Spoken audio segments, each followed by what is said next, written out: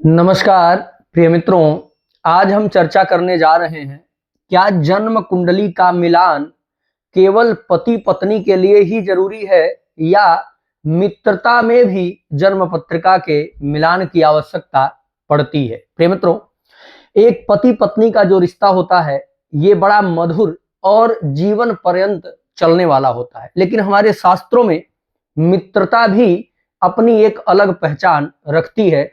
और यदि हम देखें तो एक मित्र दूसरे मित्र से उतना ज्यादा क्लोज हो सकता है जितना कि परिवार के भी सदस्य से अधिक।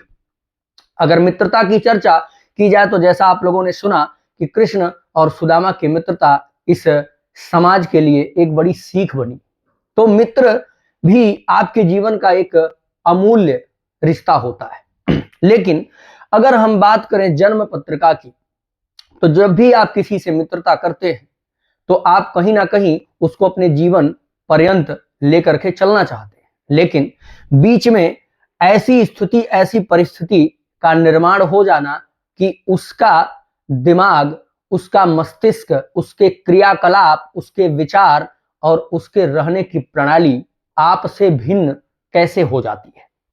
जबकि मित्रता शुरू हुई और जब एक मित्र दूसरे मित्र से अपना कॉम्बिनेशन बना करके चलता है तो क्या होना चाहिए, कैसा वो रिश्ता होना चाहिए, वो निर्धारण बहुत बेहतर होता है और ऐसा नहीं लगता कि ये कभी टूटेगा।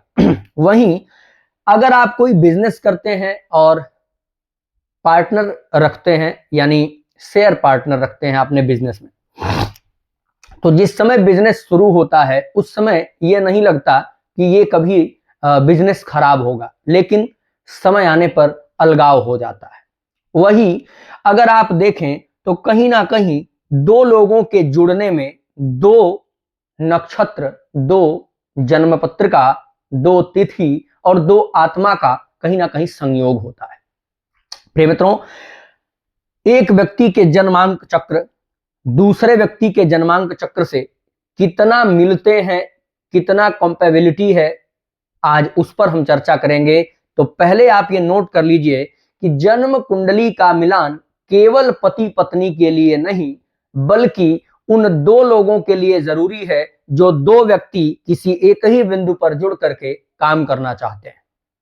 ऐसा नहीं कि मिलान केवल पति पत्नी का ही होना चाहिए। ये वीडियो आज आपके लिए बेहद खास है और काफी इंपॉर्टेंट है। आपको समय देना होगा क्योंकि ये बहुत विस्तृत विषय है और इसको यदि आप समझ लेते हैं तो आप जीवन में किसी से धोखा नहीं खाएंगे, आप जीवन में किसी व्यक्ति के भरोसे नहीं रहेंगे, बाद में आपको पछताने की जरूरत नहीं पड़ेगी अगर ये वीडियो आप आज पूर्ण देख लेते हैं। और यदि अच्छा लगेगा तो शेयर जरूर करिएगा। अपने जन्म पत्रिका का मिलान, कुंडली विश्लेषण, ग्रह नक्षत्र तिथि के बारे में पूरी जानकारी और रत्न रुद्राक्ष के बारे में पूरी जानकारी लेने के लिए आप हमारे दिए गए नंबर पर हमसे संपर्क कर सकते हैं 7310113939। प्रिय मित्रों, चैनल को हमारे सब्सक्राइब और शेयर आप अवश्य करिएगा, आपसे रिक्वेस्ट है। आइए चर्चा करेंगे। जैसे उदाहरण के लिए हमने यहाँ सिंह लगन की कुंडली लिया है, किसी एक व्यक्ति की ये कुंडली है जो सिंह लगन की है। अब सिंह लगन का व्यक्ति जब किसी से मित्रता करेगा तो उसको पता तो है नहीं कि सामने वाले की कुंडली क्या है। अक्सर हम देखते हैं कुंडली मिलान या तो रिलेशनशिप में लोग कराते हैं या विवाह के लिए कराते हैं। लेकिन अगर आप किसी से मित्रता नहीं कर रहे हैं, किसी ने आपको मिलवा दिया क्या ये बड़े अच्छे व्यक्ति हैं और आपका धीरे धीरे कॉम्बिनेशन बढ़ा और आपकी बातें आगे बढ़ रही हैं, उस समय कुंडली मिलान आवश्यक हो जाता है। जब आप कुंडली मिलान नहीं करेंगे तो चीजें आगे आपकी खराब हो सकती हैं। प्रिय मित्रों, तो सिंह लगन का कोई जातक है, मित्रता कर लिया किससे, मान लीजिए जो मित्र बना रहा है वो जातक मिल गया इनको मकर लगन का, नहीं मकर लगन का तो कुंभ लगन का। ठीक है, अब मकर लग्न या कुंभ लग्न के जातक से जब सिंह लगन का जातक मित्रता करेगा तो कहीं ना कहीं चीजें बाद में बिगड़ेंगी ही बिगड़ेंगी, क्योंकि ये शनि के लगन का जातक है, ये सूर्य के लगन का जातक है। जब शनि और सूर्य का कॉम्बिनेशन होगा तो कभी ना कभी विस्फोट होगा, ये सामने कभी दबना नहीं चाहेगा।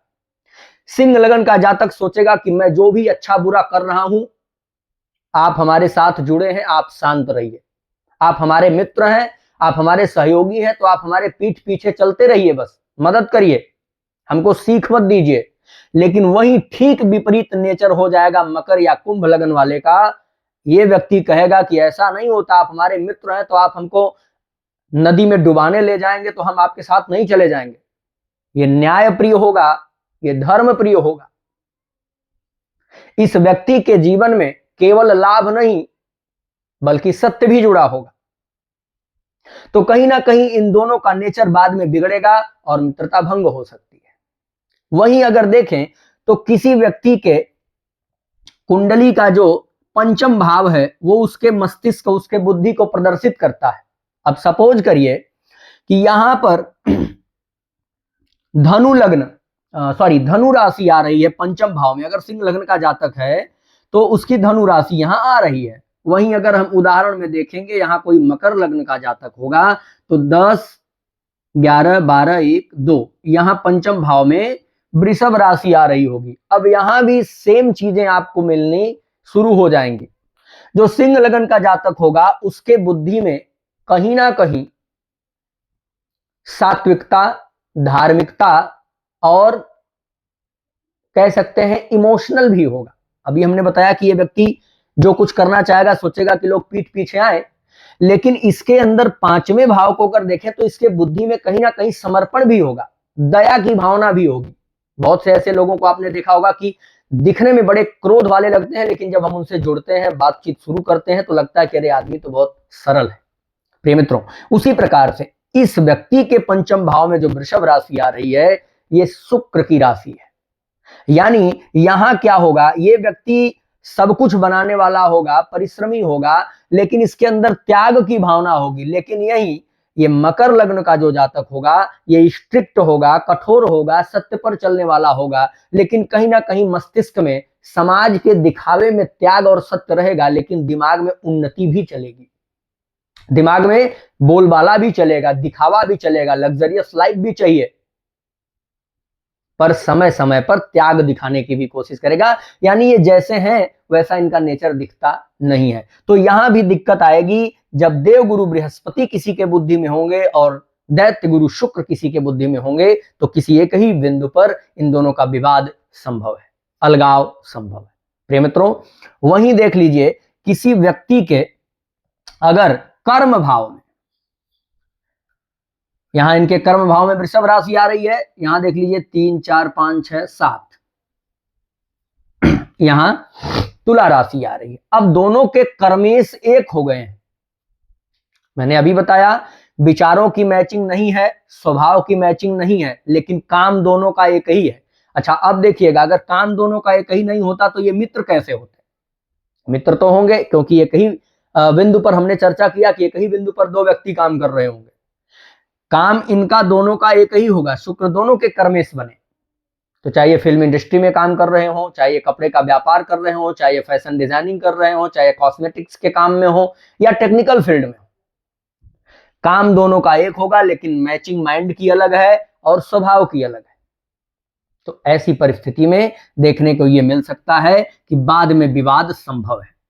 अब मान लीजिए कब इन लोगों का मित्रता भंग नहीं होता? जब दोनों के लग्न एक हो जाते। इनका भी मकर लग्न था और इनका भी मकर लग्न था, कर्मेश भी दोनों के एक ही हो जाते, यहां तुला राशि आ जाती। पूरा चेंज नहीं किया हमने, कंफ्यूज मत होइएगा। तो दोनों के कर्मेश एक हो गए और दोनों के लग्नेश एक हो गए। अब ये मित्रता जीवन पर्यंत चलने वाली है। परिवार भले छूट जाए लेकिन मित्र नहीं छूटेगा, पूरी दुनिया उथल पुथल हो जाए लेकिन मित्रता कभी भंग नहीं होगी। तो प्रिय मित्रों, मुझे उम्मीद है कि ये टॉपिक आपको समझ में आया होगा। सबसे पहले अगर किसी के साथ आप मित्रता रखते हैं या काम करना चाहते हैं तो लग्न, पंचम और दशम यानी 1, 5 और 10 इन 3 घरों पर विशेष फोकस करना चाहिए। मान लीजिए एक और उदाहरण ले लेते हैं। यहां पर किसी के कुंडली में राशि यहां पर आ रही हो 3 नंबर, बुध की राशि है और यहां पर किसी के कुंडली में राशि आ रही हो 5 नंबर, सूर्य और बुध की राशि कर्म भाव है, तो जो कर्म भाव में सूर्य जिसके होगा, ऐसा व्यक्ति कहीं ना कहीं सरकारी क्षेत्र में काम करना चाहेगा, कहीं ना कहीं सरकारी लोगों से जुड़ना चाहेगा।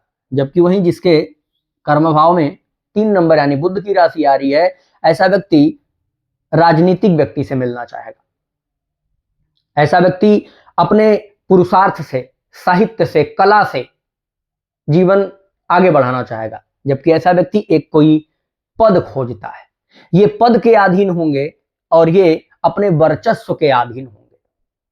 तो इन दोनों लोगों की भी मैचिंग कहीं ना कहीं अलग नजर आएगी। लेकिन यही 3 नंबर हो और यही 6 नंबर हो, तब चीजें अच्छी हो जाएंगी, काम सेम हो जाएगा। तो कुंडली मिलान में ये दोनों चीजें भी आवश्यक हैं। और सबसे इंपॉर्टेंट जो ग्रह होता है किसी के भी जन्म कुंडली का, वो चंद्रमा होता है। हमने जो 3 घर बताए, ये 3 घर अच्छे तरीके से मिल जाएं, फिर भी एक व्यक्ति का चंद्रमा अच्छा हो और एक व्यक्ति का चंद्रमा खराब हो तो मित्रता चलने वाली नहीं है, ध्यान रखिएगा। जिसके साथ आप आगे बढ़ना चाहते हैं उसके इन 4 टॉपिक पर ध्यान देना होगा, लग्न पर, पंचम पर, दशम पर और चंद्रमा पर। ये 4 चीज अगर आप विचार करके, सोच करके कदम बढ़ाते हैं तो आपकी मित्रता लॉन्ग टर्म चलेगी, अन्यथा बीच में विवाद, बीच में अलगाव संभव है। नमस्कार।